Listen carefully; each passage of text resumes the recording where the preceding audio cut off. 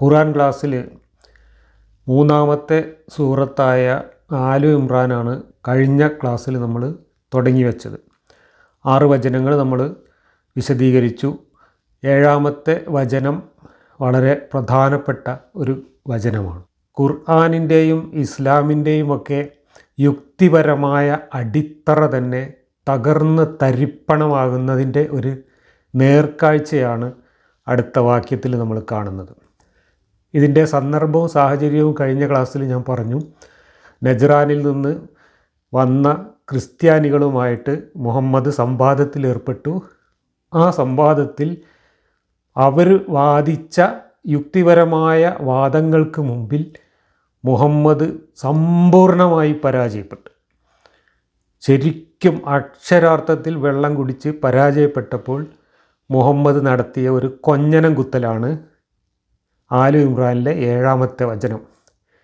ഈ കൊഞ്ഞനം കുത്തൽ ക്രിസ്ത്യാനികൾക്ക് നേരെ മാത്രമല്ല, ഇസ്ലാമിനെക്കുറിച്ച് തർക്കിക്കാൻ വരുന്നവർക്ക് മാത്രമല്ല, ഇത് മലർന്ന് കിടന്ന് തുപ്പുന്നത് പോലെ ഖുർആനിൻ്റെ നേരെ തന്നെ, ഇസ്ലാമിൻ്റെ അടിത്തറയ്ക്ക് നേരെ തന്നെ കത്തിയോങ്ങുന്ന, ഖുർആനിൻ്റെയും ഇസ്ലാമിൻ്റെയും അടിത്തറ മാന്തുന്ന കോടാലിയായി ഈ വാക്യം മാറുന്നതാണ് നമ്മൾ കാണുന്നത്.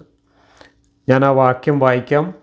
അതിൻ്റെ വിശദീകരണവും അതിൻ്റെ വ്യാഖ്യാനങ്ങളുമായിട്ട് മുഫസ്സിറുകൾ ഉരുണ്ട് കളിക്കുന്നതിൻ്റെ ദയനീയമായ കുറേ ചിത്രങ്ങൾ നമ്മുടെ മുമ്പിലുണ്ട്. എല്ലാം കൂടെ പറയാൻ നിന്നാൽ നമുക്ക് ഒരു ക്ലാസ്സിലും 2 ക്ലാസ്സിലും ഒന്നും അത് പൂർത്തിയാക്കാൻ കഴിയില്ല. അത്രമാത്രം വിശദീകരണങ്ങൾ നൽകേണ്ടി വന്നിട്ടുണ്ട്. എന്നിട്ടും തൃപ്തി വരാതെ എല്ലാം അള്ളാഹുവിലേക്ക് റഫർ ചെയ്തുകൊണ്ട് മാറി നിൽക്കുന്ന ദയനീയമായ അവസ്ഥയാണ് പണ്ഡിതന്മാരുടെ കാര്യത്തിൽ കാണുന്നത്. ഞാൻ വാക്യം വായിക്കാം. നിനക്ക് വേദഗ്രന്ഥം അവതരിപ്പിച്ച് തന്നിരിക്കുന്നത് അവനത്രേ, അതിൽ സുവ്യക്തവും ഖണ്ഡിതവുമായ വചനങ്ങളുണ്ട്. അവയത്രേ വേദഗ്രന്ഥത്തിൻ്റെ മൗലിക ഭാഗം. ആശയത്തിൽ സാദൃശ്യമുള്ള ചില വചനങ്ങളുമുണ്ട്. എന്നാൽ മനസ്സുകളിൽ വക്രതയുള്ളവർ കുഴപ്പമുണ്ടാക്കാൻ ഉദ്ദേശിച്ചുകൊണ്ടും ദുർവ്യാഖ്യാനം നടത്താൻ ആഗ്രഹിച്ചുകൊണ്ടും ആശയത്തിൽ സാദൃശ്യമുള്ള വചനങ്ങളെ പിന്തുടരുന്നു. അതിൻ്റെ സാക്ഷാൽ വ്യാഖ്യാനം അള്ളാഹുവിന് മാത്രമേ അറിയുകയുള്ളൂ. അറിവിൽ അടിയുറച്ചവരാകട്ടെ അവർ പറയും, ഞങ്ങളതിൽ വിശ്വസിച്ചിരിക്കുന്നു. എല്ലാം ഞങ്ങളുടെ രക്ഷിതാവിങ്കിൽ നിന്നുള്ളതാകുന്നു. ബുദ്ധിശാലികൾ മാത്രമേ ആലോചിച്ച് മനസ്സിലാക്കുകയുള്ളൂ. ഖുർആനിൽ മുത്തശാബിഹും മുഹക്കമുമായ വാക്യങ്ങളുണ്ട് എന്നും അതിൽ മുഹക്കമായ വാക്യങ്ങൾ മാത്രമാണ് ഖുർആനിൻ്റെയും ഇസ്ലാമിൻ്റെയും അടിസ്ഥാന ഭാഗം, അല്ലെങ്കിൽ മൗലികവും പൂർണ്ണവുമായിട്ടുള്ള ഭാഗം. ഇതാണ് ഈ വാക്യത്തിൽ പറയുന്നത്. മുഹക്കമായ ഖുർആൻ വാക്യങ്ങളാണ് ഇസ്ലാമിൻ്റെയും ഖുർആനിൻ്റെയും മൗലികവും അടിത്തറയായിട്ടുള്ളതുമായ കാര്യങ്ങൾ എന്നാണ് ഈ വാക്യത്തിൽ പറയുന്നത്.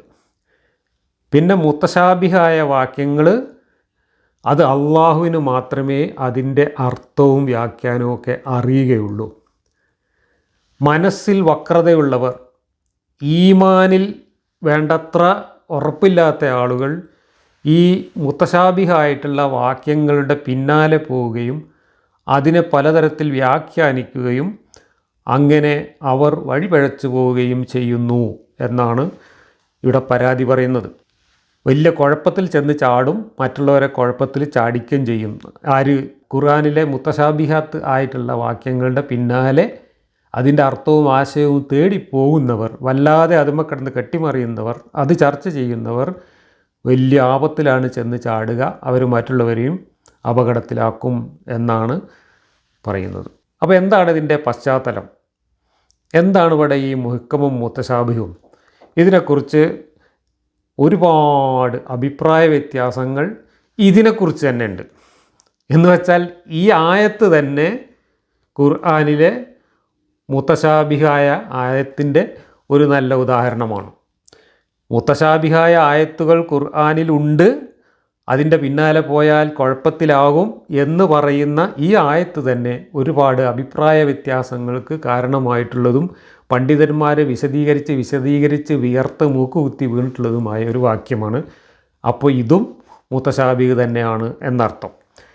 ഇനി ഇവിടെ മലയാളത്തിൽ നമ്മൾ വായിച്ച അർത്ഥം അവിടെ കുറച്ച് വെള്ളം ചേർത്ത് നമ്മളെയൊക്കെ ഒന്ന് തെറ്റിദ്ധരിപ്പിക്കാനുള്ള ഒരു ശ്രമമൊക്കെ നടത്തിയിട്ടുണ്ട്. കൃത്യമായ അർത്ഥം അങ്ങനെയൊന്നും അല്ല. ഇബ്നു കസീറിൻ്റെ ട്രാൻസ്ലേഷനിൽ ഇംഗ്ലീഷിൽ കൊടുത്തിട്ടുള്ളത് ഇങ്ങനെയാണ് ഈ വാക്യത്തിൻ്റെ അർത്ഥം. It is he who has send down you the book. In it are verses that are entirely clear. അതാണ് മുഹക്കം. എൻറ്റയർലി ക്ലിയർ ആയിട്ടുള്ള, ഏറ്റവും വ്യക്തമായിട്ട് ഒരു സംശയത്തിനും ഇടയില്ലാത്ത വാക്യങ്ങൾ അതിലുണ്ട്. അതാണ് മുഹക്കം. മുഹക്കമായ വാക്യങ്ങളുണ്ട്. They are the foundations of the book. അതാണ് ഖുർആനിൻ്റെ ഫൗണ്ടേഷൻ എന്ന് വെച്ചാൽ ഇസ്ലാമിൻ്റെ അടിസ്ഥാനം എന്ന് പറയുന്നത് ഖുർആനിലുള്ള മുഹക്കമായ വാക്യങ്ങളാണ്, ക്ലിയർ ആയിട്ടുള്ള വാക്യങ്ങളാണ്. And others not entirely clear, clear അല്ലാത്ത, അതായത് വ്യക്തതയില്ലാത്ത വാക്യങ്ങളും ഖുർആനിലുണ്ട്. So as for those in whose hearts there is a deviation, they follow that which is not entirely clear, thereof seeking al-fitna and seeking its ta'wil, but none knows its ta'wil except Allah. ഇതിൽ മുത്തശാബിഹായിട്ടുള്ള, അതായത് clear അല്ലാത്ത വാക്യങ്ങളെ ചില ആൾക്കാർ അതിൻ്റെ പിന്നാലെ പോയിട്ട് വ്യാഖ്യാനിക്കുകയും അതിലൂടെ ഫിത്ന ഉണ്ടാക്കുകയും ഫിത്നയിൽ ചെന്ന് ചാടുകയും ചെയ്യും. ആ വാക്യങ്ങളുടെ തഅ്വീൽ അള്ളാഹുവിന് മാത്രമേ അറിയുള്ളൂ. തഅ്വീൽ എന്ന് പറഞ്ഞാൽ അതിൻ്റെ ഇൻ്റർപ്രിട്ടേഷൻ അല്ലെങ്കിൽ അതിൻ്റെ മീനിങ്, അർത്ഥമോ വ്യാഖ്യാനമോ അള്ളാഹുവിന് മാത്രമേ അറിയുള്ളൂ, വേറെ ആർക്കും അറിയില്ല. അങ്ങനെയുള്ള വാക്യങ്ങളുടെ പിന്നാലെ പോയാൽ നമ്മൾ കുളത്തിൽ ചെന്ന് ചാടും. ഇതാണ് പരാതി. ഖുർആനിനെ കുറിച്ചാണ് പറയുന്നത്, ഖുർആനിലാണ് പറയുന്നത്. And those who are firmly grounded in knowledge say V believe in it. വലിയ അറിവുള്ള ആൾക്കാർ, ഇതിൽ അടിയുറച്ച് വിശ്വസിക്കുന്നവർ, അറിവുള്ള ആൾക്കാരല്ല, ഇതിൽ കണ്ണും പൂട്ടി വിശ്വസിക്കുന്നവർ പറയും ഞങ്ങളിതിൽ വിശ്വസിച്ചിരിക്കുന്നു. We believe in it, all of it is from our Lord. ഇതെല്ലാം നമ്മളെ പഠിച്ചവൻ്റെ അടുത്ത് നിന്നുള്ള തന്നെയാണ്, ഞങ്ങൾ വിശ്വസിച്ചിരിക്കുന്നു. And none receive admonition except men of understanding. നന്നായി ഉറ്റാലോചിച്ച് മനസ്സിലാക്കുന്നവർക്ക് മാത്രമേ കാര്യങ്ങൾ ഗ്രഹിക്കാൻ പറ്റുള്ളൂ.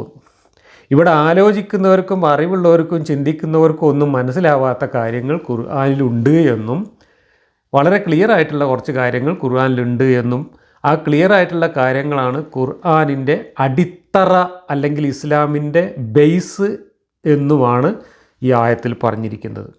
ഈ പറഞ്ഞത് മുഴുവൻ മണ്ടത്തരങ്ങളുടെ അങ്ങേയറ്റത്തെ, വിരോധാഭാസങ്ങളുടെ അങ്ങേയറ്റത്തെ കാര്യങ്ങളാണ്. കാരണം ഇസ്ലാമിൻ്റെ അടിത്തറ, ഫൗണ്ടേഷൻ എന്ന് പറയുന്നത് എന്താണ്?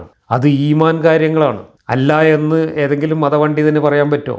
ഈമാൻ കാര്യങ്ങളില്ലെങ്കിൽ പിന്നെ എന്ത് ഇസ്ലാം? അള്ളാഹു എന്ന് പറയുന്ന ഒരു പടച്ചോൻ, ആ പടച്ചോൻ്റെ ഏകത്വം, ആ പടച്ചോൻ്റെ കിതാബുകൾ, ആ പടച്ചോൻ്റെ വെളിപാട്, ആ വെളിപാട് കൊണ്ടുവരുന്ന ജിബ്രീൽ, ഈ വെളിപാട് ജിബ്രീൽ കൊണ്ടുവന്ന് കൊടുത്തിട്ട് അത് മനുഷ്യരോട് പറയുന്ന പ്രവാചകന്മാർ, ഇങ്ങനെയുള്ള കാര്യങ്ങൾ ഒക്കെ വിശ്വസിക്കുക എന്നുള്ളതാണ് ഇസ്ലാമിൻ്റെ വിശ്വാസ കാര്യങ്ങൾ. അത് തന്നെയാണ് ഇസ്ലാമിൻ്റെ അടിത്തറ. ആ വിശ്വാസത്തിൻ്റെ മുകളിലാണ് ബാക്കി കാര്യങ്ങളെല്ലാം കെട്ടിപ്പൊക്കിയിട്ടുള്ളത്. എന്നാൽ ഖുർആനിൽ പറയുന്നത്, ഇസ്ലാമിൻ്റെ ബേസ് എന്ന് പറയുന്നത് ഖുർആനിൽ ക്ലിയർ ആയിട്ട് മനസ്സിലാവുന്ന കാര്യങ്ങൾ മാത്രമാണ് എന്നാണ്. അങ്ങനെയാണെങ്കിൽ ഈമാൻ കാര്യങ്ങൾ മുത്തശാബിഹാണോ അതോ മുഹക്കമാണോ? ക്ലിയർ ആണോ അൺക്ലിയർ ആണോ? ഈമാൻ കാര്യങ്ങളിൽ ഒന്നും മുഹക്കമല്ല. കാരണം അതിനെക്കുറിച്ച് നമ്മൾ എന്ത് ചോദിച്ചാലും, എന്ത് സംശയം ചോദിച്ചാലും അതിനൊന്നും യുക്തിപരമായ ഒരു ഉത്തരവുമില്ല, വ്യക്തതയില്ല. അതൊക്കെ എന്തെങ്കിലുമൊക്കെ പറഞ്ഞ് വ്യാഖ്യാനിച്ച് തടിയെടുക്കേ നിവൃത്തിയുള്ളൂ. അള്ളാഹു തന്നെ മുഹക്കമാണോ മുത്തശാബിഹാണോ? അള്ളാഹു എന്ന് പറയുന്നുണ്ട്. എന്താണ് ഈ അള്ളാഹു? അതൊരു മനുഷ്യനാണോ, ഒരു ജന്തുവാണോ, ഒരു വ്യക്തിയാണോ, ഒരു വസ്തുവാണോ, ഒരു ശക്തിയാണോ, അതോ അമൂർത്തമായ ഒരു ആശയമാണോ? എന്താണ് അള്ളാഹു എന്ന കാര്യത്തിൽ വല്ല തീരുമാനമായിട്ടുണ്ടോ? അള്ളാഹു എന്താണ് എന്ന് ചോദിച്ചാൽ തന്നെ അതിന് യാതൊരു എത്തുംപിടിയില്ല. അത് ഓരോരുത്തർക്ക് തോന്നിയ മാതിരി വ്യാഖ്യാനിക്കുകയും നിർവചിക്കുകയും ചെയ്തുകൊണ്ടാണ് അതിനെ വിശദീകരിക്കുന്നത്. അള്ളാഹുവിൻ്റെ ഏകത്വം എന്ന് പറയുന്ന സംഭവം എന്താണ് ഈ ഏകത്വം? അള്ളാഹുവിൻ്റെ ഏകത്വം എന്ന് പറഞ്ഞാൽ എല്ലാം അള്ളാഹു ആണ് എന്ന് പറയുന്നതാണോ? അതോ എല്ലായിടത്തും എല്ലാത്തിനും അള്ളാഹു ഉണ്ട് എന്ന് പറയുന്നതാണോ? അതോ മനുഷ്യൻ ദൈവം എന്ന് വിളിച്ചുകൊണ്ട് മനുഷ്യർക്ക് അറിവില്ലാത്ത ഒരു കാര്യത്തിൽ മനുഷ്യൻ വിശ്വാസം കൊള്ളുമ്പോൾ അതെല്ലാം ഈ അള്ളാഹു തന്നെയാണോ? അതോ അള്ളാഹു എന്ന് പറയുന്ന ഒരു പർട്ടിക്കുലർ സാധനം ഒരു കുട്ടിദേവാങ്കിൻ്റെ മാതിരി പുറംതിരിഞ്ഞിരുന്നിട്ട് ബാക്കിയുള്ള ദൈവങ്ങളൊക്കെ ചീത്തം പറഞ്ഞുകൊണ്ടിരിക്കുന്ന ഒരു സാധനമാണോ? ഇതൊക്കെ മനുഷ്യൻ്റെ യുക്തിചിന്തക്ക് പാത്രമാക്കി കഴിഞ്ഞാൽ ഇതൊക്കെ എങ്ങനെയാണ് മുഹക്കമാവുക, ക്ലിയറാവുക? അപ്പോൾ അള്ളാഹു മുത്തശാബിഹാണ്, അള്ളാഹുവിൻ്റെ ഏകത്വം അതിനേക്കാളും വലിയ മുത്തശാബിഹാണ്. പിന്നെ അള്ളാഹുവിൻ്റെ ബാക്കി കാര്യങ്ങളെല്ലാം മുത്തശാബിഹാണ്. വഹി ഇറങ്ങുന്നു എന്ന് പറയുന്നത് മുത്തശാബിയാണ്, നമുക്ക് മനസ്സിലാവും. അപ്പോൾ അത് ജിബ്രീൽ എന്ന് പറയുന്നത് മുത്തശാബിയാണ്, പരലോകം എന്ന് പറയുന്നത് മുത്തശാബിയാണ്. എന്തൊക്കെ ഈമാൻ കാര്യങ്ങളിൽ പെട്ടിട്ടുണ്ടോ അതെല്ലാം മനുഷ്യർക്ക് സാമാന്യ യുക്തി കൊണ്ട് മനസ്സിലാക്കാൻ പറ്റുന്നതല്ല. ഒരു ചോദ്യം ചോദിച്ചാൽ അപ്പോൾ ബബ്ബ അടിക്കാൻ പറ്റുന്ന കാര്യങ്ങളാണ്.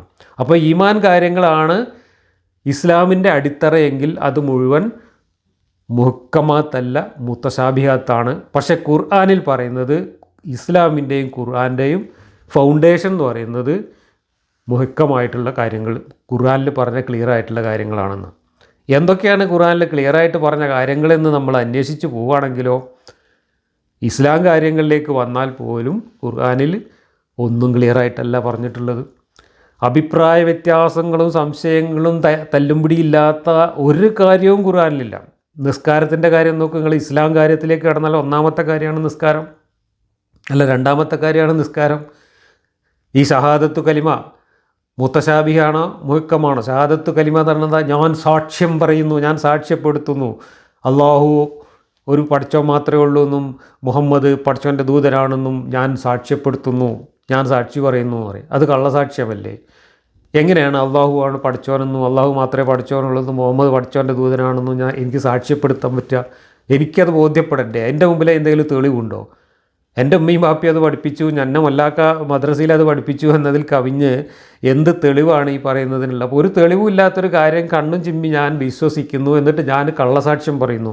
അപ്പോൾ ഈ ഷഹാദത്തു കലിമ തൊട്ട് നിസ്കാരം തൊട്ട് എല്ലാ കാര്യങ്ങളും ഈ ഇസ്ലാം കാര്യങ്ങളിലേക്ക് കടന്നാലും അതൊക്കെ മുത്തശാബി തന്നെയാണ്. നിസ്കാരം എത്ര എണ്ണം ഉള്ളതെന്ന് ഈ ഖുർആനിൽ നോക്കിയാൽ മുഹക്കമായിട്ട് എവിടെയെങ്കിലും പറഞ്ഞിട്ടുണ്ടോ? അവിടെ ഒരു മുഹക്കമും കാണാനില്ല. അത് 3 എന്ന് പറയുന്നു, 5 പറയുന്നു.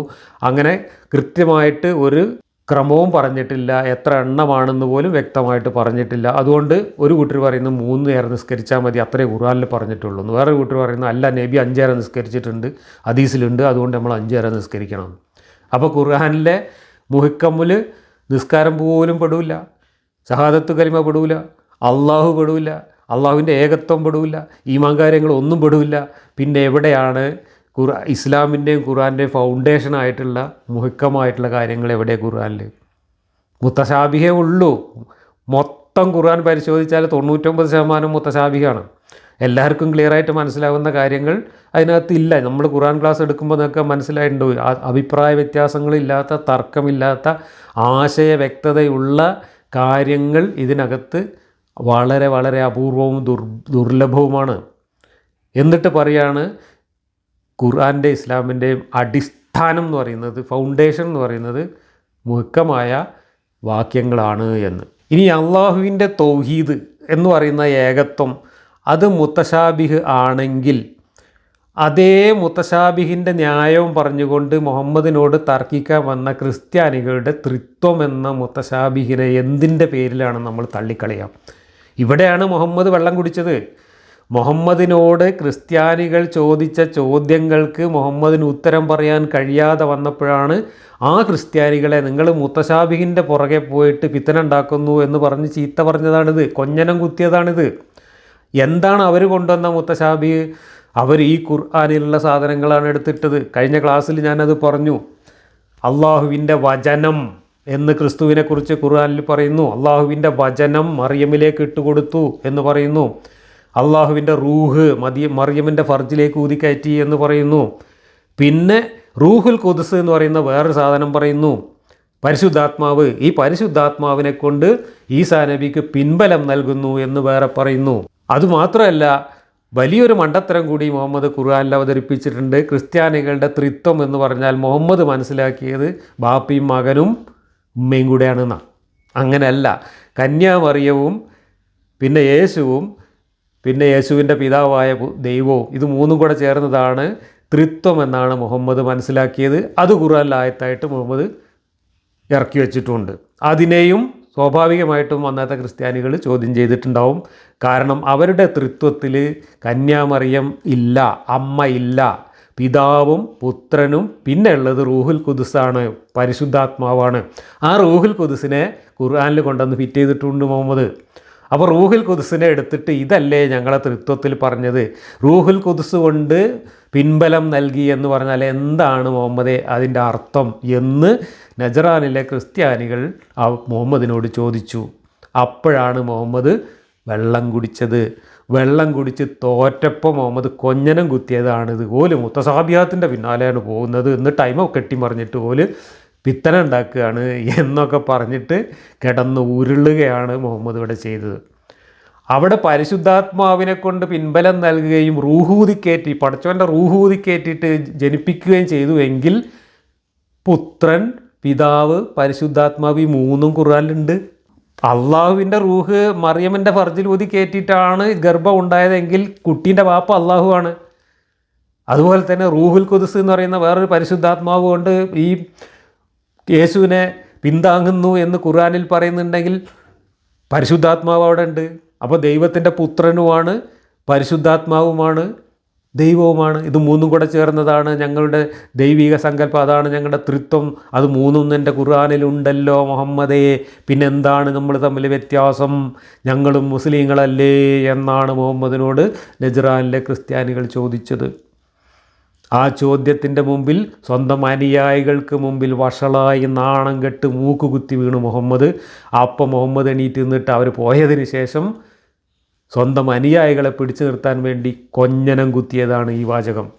ഈ കൊഞ്ഞനം കുത്തൽ നജ്റാനിലെ ക്രിസ്ത്യാനികൾക്കോ ലോകത്തുള്ള ക്രിസ്ത്യാനികൾക്കോ നേരെയുള്ള കൊഞ്ഞനം കുത്തലായിട്ടല്ല കലാശിക്കുന്നത്. ഇത് ഖുർആൻ്റെ തന്നെ അടിത്തറ മാന്തുന്ന, ഇസ്ലാമിൻ്റെ തന്നെ അടിത്തറ മാന്തുന്ന കൊഞ്ഞനം കുത്തലാണ്. കാരണം ഖുർആൻ ഈ വാചകത്തിൽ പറയുന്ന ഒരു മണ്ടത്തരം നോക്കൂ നിങ്ങൾ. മുഹക്കമാത്തായിട്ടുള്ള കാര്യങ്ങളാണ് ഇസ്ലാമിൻ്റെ ഫൗണ്ടേഷൻ എന്നാണ് പറഞ്ഞത്. എങ്ങനെയാണ് ഇസ്ലാമിൻ്റെ ഫൗണ്ടേഷൻ മുഹക്കമാത്താവുന്നത്? മുഹക്കമല്ലല്ലോ. അള്ളാഹുവിൻ്റെ ഏകത്വം, പിന്നെ അള്ളാഹുവിൻ്റെ വഹിയ്, അള്ളാഹുവിൻ്റെ ജിബ്രീൽ, അള്ളാഹുവിൻ്റെ പ്രവാചകന്മാർ, ഇതൊക്കെ എങ്ങനെയാണ് മുഹക്കമാകുന്നത്? ഇതിനൊന്നും യുക്തിപരമായിട്ട് വിശദീകരിക്കാൻ കഴിയില്ലല്ലോ ആർക്കും. അള്ളാഹു എന്ന് പറഞ്ഞാൽ എന്താണെന്ന് വിശദീകരിക്കാൻ പറ്റുമോ? അള്ളാഹുവിൻ്റെ ഏകത്വം എന്ന് പറഞ്ഞാൽ ഇവരുടെ തൃത്വം പോലെ തന്നെയല്ലേ? അതും മുത്തശാബിയാണ്, ഇതും മുത്തശാബിയാണ്. പിന്നെ എങ്ങനെയാണ് അവരെ തൃത്വം യുക്തിക്ക് നിരക്കാത്തതും നമ്മളെ തൗഹീദ് യുക്തിക്ക് നിരക്കുന്നതും ആവുന്നത്? ഈ തൗഹീദിൽ പറയുന്ന യുക്തി തന്നെയാണ് അപ്പുറത്ത് പറയുന്ന തൃത്വത്തിൽ പറയുന്ന യുക്തിയും.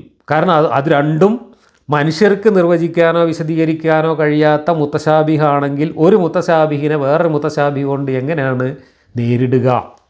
അവിടെ യുക്തിപരമായിട്ട് ഇത് രണ്ടും പൊട്ടത്തരമാണ്, അല്ലെങ്കിൽ മനുഷ്യൻ്റെ യുക്തിക്ക് നിരക്കാത്ത സങ്കല്പങ്ങളാണ് എന്ന് തെളിയിക്കപ്പെടുകയാണ് ചെയ്യുന്നത്. എന്നിട്ട് ഇസ്ലാമിൻ്റെ അടിസ്ഥാനം ഇതൊന്നും അല്ല എന്ന് പറഞ്ഞു കഴിഞ്ഞാൽ അവിടെ പൊളിഞ്ഞില്ല ഇസ്ലാം. ഇസ്ലാമിൻ്റെ അടിസ്ഥാനം തൗഹീദല്ലേ? ഇസ്ലാമിൻ്റെ അടിസ്ഥാനം അള്ളാഹു അല്ലേ? അള്ളാഹുവിലുള്ള വിശ്വാസമല്ലേ? അള്ളാഹുവിലും തൗഹീദിലുമുള്ള വിശ്വാസങ്ങൾ മാറ്റി കഴിഞ്ഞാൽ പിന്നെ എവിടെയാണ് ഈ ഇസ്ലാം കെട്ടിപ്പൊക്കിയിട്ടുള്ളത്? ഇസ്ലാമിൻ്റെ അടിത്തറയാണ് ഇവിടെ മാന്തുന്നത്. ഇസ്ലാമിൻ്റെ അടിത്തറ മുഹക്കമ് മാത്രമാണെന്ന്. അള്ളാഹുവിൻ്റെ തൗഹീദും മുഹക്കമാണോ മുത്തശാബിയാണോ? നിങ്ങൾ തലക്ക് വെളിവുണ്ടെങ്കിൽ ആലോചിച്ച് നോക്കുക. ഇനി ഈ മുത്തശാബി എടുത്തിട്ട് സംശയം ചോദിച്ചാൽ ഉണ്ടാവുന്ന അനുഭവം, എൻ്റെ ചെറുപ്പകാലത്തുണ്ടായ അനുഭവം തന്നെ ഞാൻ പറയാം. എനിക്ക് ഖുർആൻ വായിച്ച് ഇതിനകത്തുള്ള വൈരുദ്ധ്യങ്ങളും മണ്ടത്തരങ്ങളൊക്കെ മനസ്സിലായി. എൻ്റെ ഈമാൻ കാറ്റായി പോയതിന് ശേഷം എൻ്റെ വീട്ടുകാർ എന്നെ വീണ്ടും ഹിദായത്തിലേക്ക് അല്ലെങ്കിൽ വീണ്ടും വിശ്വാസത്തിലേക്ക് തിരിച്ചു കൊണ്ടുവരാൻ വേണ്ടിയിട്ട് ഒരുപാട് ശ്രമങ്ങൾ നടത്തി. അവർക്ക് നേരിട്ട് ചെയ്യാൻ കഴിയില്ല, കാരണം അവർ ഖുർആനൊന്നും വായിച്ചിട്ടും പഠിച്ചിട്ടും ഉണ്ടായിരുന്നില്ല. എന്നിട്ട് എൻ്റെ അമ്മാവനെ പോലെയുള്ള ആൾക്കാർ, അമ്മാവൻ വലിയ പണ്ഡിതനായിരുന്നു, മുജാഹിദിൻ്റെ പണ്ഡിതനായിരുന്നു. അമ്മാവനെ പോലെയുള്ള ആൾക്കാർ, അതുപോലെ ജമാഅത്തെ ഇസ്ലാമിൻ്റെ വലിയ പണ്ഡിതന്മാരൊക്കെ ഉണ്ട് കുടുംബത്തിൽ. ഇവരൊക്കെ വീട്ടിലേക്ക് വിരുന്ന് വിളിച്ച് വരുത്തിയിട്ട് എനിക്ക് ഇത് പഠിപ്പിച്ചു തരാൻ വേണ്ടിയിട്ട് ശ്രമിച്ചു. അപ്പോൾ എന്താണ് എൻ്റെ സംശയം എന്നൊക്കെ ചോദിച്ചുകൊണ്ട് വളരെ ആത്മവിശ്വാസത്തോടു കൂടി ഇവർ വന്നു. ഞാൻ അവരുടെ മുമ്പിൽ ഇതുപോലെയുള്ള മുത്തശാബിഹായിട്ടുള്ള കാര്യങ്ങളെക്കുറിച്ച് സംശയം ചോദിച്ചു. അള്ളാഹുവിൻ്റെ ഖദറാണ് ഞാൻ അവരോട് ചോദിച്ചത്. അള്ളാഹു എല്ലാം മുൻകൂട്ടി നിശ്ചയിച്ച് കിതാബിൽ എഴുതി വെച്ചിരിക്കുന്നു. അള്ളാഹു തന്നെയാണ് മനുഷ്യരെ പഴപ്പിക്കുന്നത്, അള്ളാഹു തന്നെയാണ് മനുഷ്യരെ വഴി പഴപ്പിക്കുന്നത് എന്നൊക്കെയുള്ള ഖുർആനിലെ ഈ ഖദർ കല വാദങ്ങൾ എടുത്ത് ഉന്നയിച്ചുകൊണ്ട് ഞാൻ അവരോട് സംശയം ചോദിച്ചു. അങ്ങനെയാണെങ്കിൽ ഇപ്പം ഞാൻ വഴി പഴച്ചു എന്ന് പറയുന്നത് ഞാൻ പഴിച്ചതാണോ അള്ളാഹു പഴിപ്പിച്ചതാണോ എന്ന് ഞാൻ ചോദിച്ചു. അങ്ങനെ അള്ളാഹു പഴിപ്പിച്ചതാണെങ്കിൽ പിന്നെ ആ അള്ളാഹു എന്നെ ശിക്ഷിക്കുന്നത് കാരുണ്യമാണോ? ഇങ്ങനെയുള്ള കാര്യങ്ങൾ, അള്ളാഹുവിൻ്റെ കാരുണ്യം, അള്ളാഹുവിൻ്റെ ഖദറും ഇതൊക്കെ കൂടെ വെച്ചിട്ട് എൻ്റെ സംശയങ്ങൾ ഞാൻ ഈ വന്ന പണ്ഡിതന്മാരുടെ മുമ്പിൽ ചോദിച്ചു കഴിഞ്ഞപ്പോൾ പണ്ഡിതന്മാർ ചോദ്യങ്ങൾക്ക് ഉത്തരം പറയുന്നതിന് പകരം ആദ്യം കുറേ നേരം ആകാശത്തേക്ക് നോക്കിയിട്ട് അള്ളാഹിനോട് ഉയർന്ന് കണ്ണിന്ന് വെള്ളം പൊട്ടിച്ച് പിന്നെ എന്നെ വന്ന് കെട്ടിപ്പിടിച്ചിട്ട് കരഞ്ഞ് അള്ളാഹുവിനോട് പ്രാർത്ഥിക്കുകയും ഇബ്ലീസിനെ ശപിക്കുകയും ഒക്കെ ചെയ്തുകൊണ്ട് പോവുകയാണ് ചെയ്തത്. ഇത് എൻ്റെ വീട്ടിൽ എൻ്റെ ഉമ്മയും ബാപ്പയും മറ്റുള്ളവരൊക്കെ കണ്ടു. ഞാൻ ചോദ്യം ചോദിക്കുന്നതും അതിന് ഉത്തരമില്ലാതെ അവർ കണ്ണിന്ന് വെള്ളം പൊട്ടിച്ച് ദ്വാരന്ന് ഇബ്ലീസിനെ കുറ്റം പറഞ്ഞ് കെട്ടിപ്പിടിച്ച് കരഞ്ഞിട്ട് പോകുന്നതും വീട്ടുകാർ കണ്ടു. ഇവിടെ എൻ്റെ ഈമാൻ പോയതിൻ്റെ കാരണം ഇനി എനിക്ക് ആരെയും ബോധ്യപ്പെടുത്തേണ്ടതായി വന്നില്ല. അതുകൊണ്ട് എൻ്റെ വീട്ടിലെല്ലാവർക്കും മനസ്സിലായി സംഗതി എന്താണെന്നുള്ളത്. കാരണം ഞാൻ ചോദിക്കുന്ന ചോദ്യങ്ങൾക്ക് ഉത്തരമാണ് വേണ്ടത്, അതിന് മറുപടി പറയാൻ ഈ പണ്ഡിതന്മാർക്ക് കഴിയുന്നില്ല. അപ്പോൾ അതിനുള്ള മറുപടി ഇതാണ്. മുഹമ്മദ് നബിയോട് ഇത്തരം ചോദ്യങ്ങൾ ചോദിച്ചപ്പോൾ മൂപ്പർ പറഞ്ഞ മറുപടിയാണ് ഇപ്പോൾ നമ്മൾ ഈ വായിച്ചത്. നിങ്ങൾ മുത്തശാബീൻ്റെ പിന്നാലെ പോയാൽ നിങ്ങൾ ഫിത്നയിൽ പെട്ട് ചെന്ന് ചാടും, നിങ്ങൾക്ക് വിശ്വാസം നഷ്ടപ്പെടും. അതുകൊണ്ട് അടി ഉറച്ച് വിശ്വസിക്കുന്നവർക്ക് അതിലങ്ങോട്ട് വിശ്വസിക്കാം. ഇതാണ് പറയുന്നത്. അടി ഉറച്ച് വിശ്വസിക്കുന്നവർക്ക് അതിലങ്ങോട്ട് വിശ്വസിക്കാനാണെങ്കിൽ ക്രിസ്ത്യാനികൾ അവരെ തൃത്വം കൊണ്ട് അവർ വിശ്വസിക്കുന്നതിൽ നിങ്ങളെ വിശ്വാസം തെറ്റാണെന്ന് പറയാൻ എന്ത് അടിസ്ഥാനമാണ് ഇവിടെ ഉള്ളത്? അത് അന്നുമില്ല ഇന്നുമില്ല. മുഹമ്മദ് നബീൻ്റെ അടുത്ത് വന്നിട്ട് ഞങ്ങളെ തൃത്വത്തെ ചോദ്യം ചെയ്യാൻ ഈ ഖുർആനും കൊണ്ട് നിങ്ങൾക്ക് എന്ത് അർഹത എന്ന ചോദ്യം വന്നപ്പോൾ നിങ്ങളുടെ ഖുർആനിൽ പറയുന്നത് തന്നെ അല്ലേ ഇത് എന്ന് പറഞ്ഞപ്പോൾ ഒരു മുത്തശാബിഹിമ കടന്ന് തിരിയാണ് എന്ന് പറഞ്ഞിട്ടാണ് കുറ്റം പറയുന്നത്. ആ മുത്തശാബിഹിനെ അല്ലേ നിങ്ങൾ കുറ്റം പറയുന്നത്? ആ മുത്തശാബിഹിനെ കുറ്റം പറയാൻ വേണ്ടിയിട്ടല്ലേ ഈ ഖുർആനും കൊണ്ട് വന്നത്? അവരുടെ തൃത്വം എന്ന് പറയുന്നത് മുത്തശാബിഹാണ്. അവർക്കും കണ്ണും പൂട്ടി അങ്ങോട്ട് വിശ്വസിച്ചാൽ പോരെ. ഇതേ ന്യായം അവർക്ക് പറഞ്ഞൂടെ? ഞങ്ങൾ മുത്തശാബിഹാണ്, അതിലൊന്നും പട്ടം ചുറ്റാൻ പോകില്ല, ഞങ്ങൾ കണ്ണും പൂട്ടി തൃത്വത്തിൽ വിശ്വസിക്കുന്നു, ഞങ്ങൾ യേശുവിൽ വിശ്വസിക്കുന്നു, ദൈവത്തിൽ വിശ്വസിക്കുന്നു, യേശുവും പരിശുദ്ധാത്മാവും പിതാവായ ദൈവവും കൂടെ ചേർന്നതാണ് ദൈവം, ആ മൂന്നും കൂടെ കൂടിയ ദൈവത്തിലാണ് ഞങ്ങൾ വിശ്വസിക്കുന്നത്, അത് മുത്തശാബിഹാണ്, അതിനെപ്പറ്റിയൊന്നും വല്ലാതെ ആലോചിക്കാൻ പോയിട്ട് കാര്യമില്ല, ഫിത്ന ഉണ്ടാവും എന്നൊക്കെ പറഞ്ഞിട്ട് ക്രിസ്ത്യാനിക്കും ഇതേ ന്യായം പറഞ്ഞ് ക്രിസ്തു മതത്തിൽ വിശ്വസിച്ചുകൂടെ? പിന്നെ എന്ത് അടിസ്ഥാനത്തിലാണ് നിങ്ങൾ ക്രിസ്ത്യാനിറ്റി തെറ്റും ഇത് ശരിയും എന്ന് പറയാം? നിങ്ങളൊക്കെ ഈ മതത്തിൽ ജനിച്ചുപോയി എന്നതുകൊണ്ട് ഈ മതം ശരിയും, അവരൊക്കെ ആ മതത്തിൽ ജനിച്ചുപോയി എന്നതുകൊണ്ട് ആ മതം ശരിയും, അങ്ങനെ രണ്ട് ശരിയും ഉണ്ടാകുമോ? അതോ നിങ്ങൾ ജനിച്ചു എന്ന ഒറ്റ കാരണം കൊണ്ട് ഇത് ശരിയാവും, അവരവിടെ ജനിച്ചു എന്നതുകൊണ്ട് അവരുടേത് തെറ്റാവും ചെയ്യും എന്ന് പറയുന്നതിൽ എന്ത് ന്യായമുള്ളത്, എന്ത് യുക്തിയുള്ളത്? നമ്മളെവിടെ ജനിച്ചോ അവിടെയുള്ള മുത്തശാബിഹ് നമ്മൾ വിശ്വസിക്കുന്നു, അവരെവിടെ ജനിച്ചോ അവിടെയുള്ള മുത്തശാബിഹ് അവരും വിശ്വസിക്കുന്നു. മുത്തശാബിഹിമക്ക് നമ്മൾ ചിന്തിക്കാൻ പോയാൽ നമ്മൾ കുഴപ്പത്തിലാവും ചെയ്യും. ഹിന്ദുക്കളുടെ മുത്തശാബിഹാണ് അവർ വിശ്വസിക്കുന്നത്, 30 കോടി ദൈവങ്ങളുണ്ട് എന്ന് വിശ്വസിക്കുന്നത് അവരുടെ മുത്തശാബിഹാണ്. അതിനെ ചോദ്യം ചെയ്യാൻ നിങ്ങൾക്ക് എന്താ അർഹത? മുത്തശാബിഹിമക്ക് പോയാൽ നിങ്ങളും പഴിച്ചു പോവും. അപ്പോൾ ഈ വിശ്വാസങ്ങളൊക്കെ അന്ധവിശ്വാസങ്ങൾ മാത്രമാണെന്നും യുക്തിപരമായിട്ട് ഇത് ഒന്നൊന്നിനേക്കാൾ മികച്ചതാണ് എന്നും വാദിക്കാൻ യാതൊരു നിവൃത്തിയുമില്ല. ഇത് ശുദ്ധ അസംബന്ധമാണ്, മണ്ടത്തരമാണ് എന്ന് ഈ കൊഞ്ഞനംകുത്തലിലൂടെ തെളിയിക്കുകയല്ലേ ഇവിടെ ചെയ്യുന്നത്. ഇനി മുത്തശാബിഹ് എന്താണ് ഈ അവ്യക്തമായ അൺക്ലിയർ ആയിട്ടുള്ള ഖുർആൻ വാക്യങ്ങൾ എന്ന കാര്യത്തിൽ തന്നെ പണ്ഡിതന്മാർക്കിടയിലുള്ള അഭിപ്രായ വ്യത്യാസങ്ങളും തർക്കങ്ങളും ഇതിനെ കാറ്റഗറൈസ് ചെയ്തുകൊണ്ട് ഏതൊക്കെയാണ് മുത്തശാബിഹുകൾ, എത്ര തരം മുത്തശാബിഹുകളുണ്ട് എന്നൊക്കെ തഫ്സീറുകളിൽ ഇങ്ങനെ വിശദീകരിച്ച് കൊടുത്തിട്ടുണ്ട്. എത്ര പേജാണ് ഈ ഒരു ആയത്തിൻ്റെ വ്യാഖ്യാനമായിട്ട് അമാനി മൗലവിയൊക്കെ എഴുതി കൂട്ടിയിട്ടുള്ളതെന്ന് അറിയോ? ഇബ്നു കസീറിൻ്റെ ഒക്കെ തഫ്സീറിൽ ഒരുപാട് എഴുതി കൂട്ടിയിട്ടുണ്ട്. എന്തൊക്കെയാണ് മുത്തശാബിഹ്, എന്തൊക്കെയാണ് മുഹക്കം തിരഞ്ഞു നോക്കുമ്പോൾ ഒന്നുമില്ല എന്നുള്ളതാണ് സത്യം. നമ്മൾ ഖുർആൻ എടുത്ത് വായിച്ചാൽ അതിൽ മുഹക്കം ഒന്നുമില്ല. ഏത് കാര്യം വായിച്ചാലും അത് ക്ലിയർ അല്ല.